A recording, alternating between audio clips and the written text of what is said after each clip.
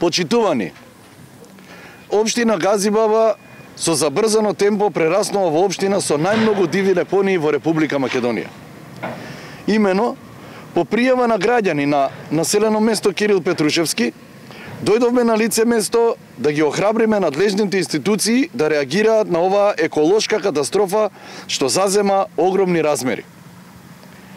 Се наоѓаме на некогашната, потенцирам некогашната депонија Вардариште. Оваа депонија, како што можете да видите, не е веќе некогашна. Некој си дозволил да ја активира и да положува милиони тони шут и отпад. Градоначалник на општина Газибаба Борче Ѓорѓиевски и градоначалник на град Скопје господин Петре Шилегов.